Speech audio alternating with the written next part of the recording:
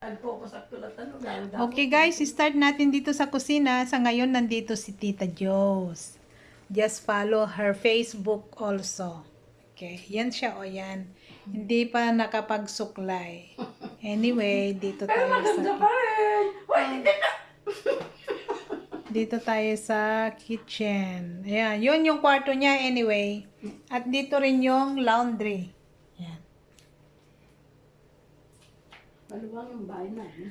Oh, maluwang ang bahay nila. At syempre, ito lang yung bahay ng Chinese yata na may curtain. Yan. Nilagyan ni Tita Jos yan. Oh. Kasi si Tita Jos, Idea ni Tita Jos yan. marunong manahe. Kaya, swerte-swerte yung kanyang magiging boss. Yan. Ito ang dining room.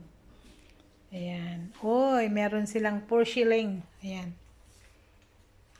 Oh, yan. At dito naman yung lagayan ng kanilang alak. Ayan. Ang daming palig-palig ng kanilang electric pan, no? Ayan, guys. Ang kanilang bahay. Oh, meron silang tagabantay dito. Tiger. Yan. Ang luwang ng bahay nila. Yun ang mga kwarto.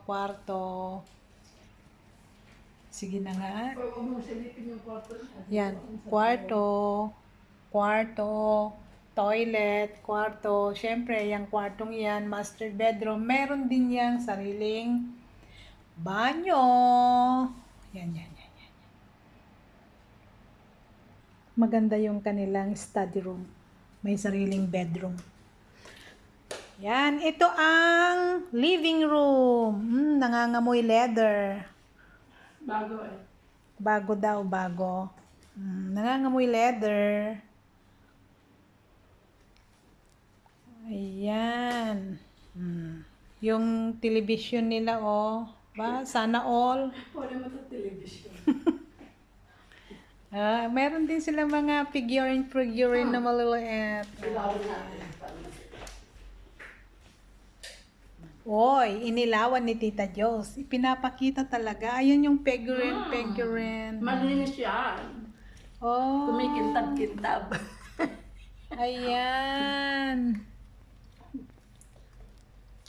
Doon ka. Maganda. Ayan. Hi, guys. Ayan. Oh, laki ng TV nila. O, yan. Mas malaki pa daw guys yung TV nung Tita Jos. Ito, 55. Yung akin, 65. Oh, narinig nyo naman. 55 daw ito, 65 yung sa kanya. Oh, hanep. Sana all. Dito tayo ngayon guys sa terrace. Against the light, masyadong maliwanag. Yan. Yan. Okay. Thank you.